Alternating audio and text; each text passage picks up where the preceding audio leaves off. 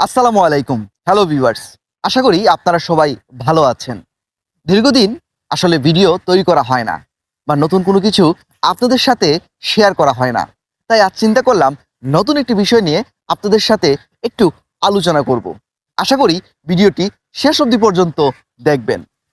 আমরা প্রতিদিন কোনো না কোনো কাজ করছি এবং কোনো না কোনো কাজে হতাশ হচ্ছি। আমরা চলার পথে অনেকটা সময় ধৈর্য হারা হয়ে যাই।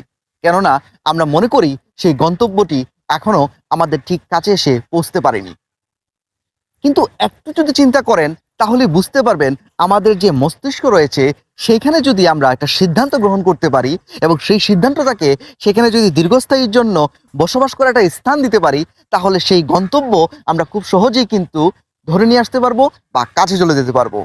উদাহরণস্বরূপ যদি আপনাদেরকে একটু ব্যাখ্যা দেই, একটা বিল্ডিং এর মানে ধরেন সেটা ৮ তলা হোক, ১০ তলা হোক, যে কোনো হোক, সেই ধরেন সেই বিল্ডিং এ কোনো লিফট নেই এবং আপনি বসবাস করেন সেই বিল্ডিং এরই ১০ তলায় এবং আপনাকে জানা আছে যে আপনি সেই ১০ তলায় যেতে হবে যদি আপনাকে সেখানে থাকতে হয় বা সেখানে যেতে হয়।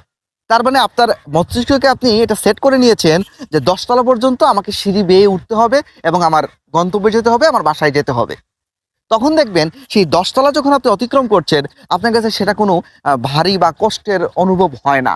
কেন হয় না? কারণ আমি যাবোই ওই জায়গায়। সেটা আমার সেট করা, এটা আমার নির্ধারণ করা। অন্যদিকে আপনি যদি সেই একই বিল্ডিং এ ধরেন অন্য কোথাও একটা কাজে যাচ্ছেন, সেখানে দেখবেন ২ তলা বা ৩ তলা যাওয়ার পরই আপনি হাঁপিয়ে উঠছেন। কেন? কারণ আপনি আসলে জানেন না যে আপনার আসলে লাস্ট গন্তব্য স্টেশনটা কোথায়? আপনি ৩ তলায় না ৪ তলায় না ৫ তলায়? তাই গন্তব্যটাকে আগে নির্দিষ্ট করা হচ্ছে সবচাইতে বড় কাজ।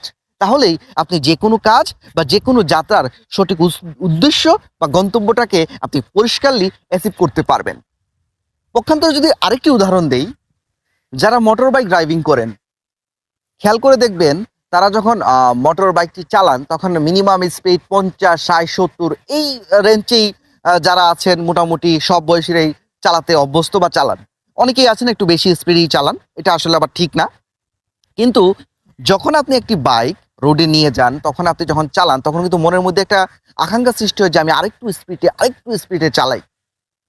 এই বাইকটি যখন আপনি কোনো সার্ভিস সেন্টারে নিয়ে সেই বাইকের ইঞ্জিলে কাজ করাবেন, ইঞ্জিলটা ডাউন দিবেন, তখন যারা বাইক রাইড করেন তারা এই জিনিসটা কিন্তু অনেকেই জানেন। তখন কিন্তু সেখান থেকে একটা মানে পরামর্শ দেওয়া হয় যে ৫০০ কিলো বা ১,০০০ কিলো আপনি ৪০ এর নিচে চালাবেন।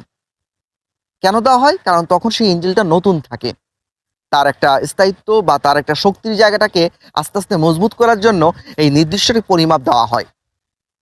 তখন যখন আপনি বাইকটি রাইড করেন, তখন কিন্তু দেখবেন ৪০, ৩০, ২৫ চালাচ্ছেন। আপনার কাছে কোনো ধরনের আকাঙ্ক্ষা সৃষ্টি হচ্ছে না বা স্পিডে চালাতেই হবে, কোনো কিছু মনে হচ্ছে আপনার কাছে ভালোই লাগছে।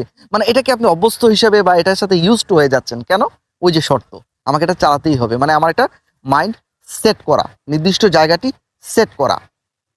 এইরকম প্রত্যেকটি কাজে যদি আমরা মাইন্ড সেট করে নিতে পারি যে আমাদের এই কাজটি এইভাবেই করা প্রয়োজন বা এই কাজটি আমরা এতটুকু জায়গায় গিয়ে এইখানে গিয়ে আমরা সেটাকে অ্যাচিভ করব, তাহলে আপনি যেকোনো কাজ সহজে করতে পারবেন। তাই মাইন্ড সেট করাটা হচ্ছে সবচাইতে ইম্পর্টেন্ট একটি বিষয় যেকোনো কাজের ক্ষেত্রে। তাহলে আপনি সহজে হতাশ হবেন না, ধৈর্যহারা হবেন না। আজ এই পর্যন্তই। ভালো লাগে অবশ্যই ভিডিওটি লাইক, শেয়ার এবং আপনাদের মতামত কমেন্ট বক্সে জানাবেন। সবসময় যে কথাটি বলি, অবশ্যই একে অন্যের জন্য দোয়া করবেন। ভালো থাকুন, সুস্থ থাকুন। আল্লাহ হাফেজ।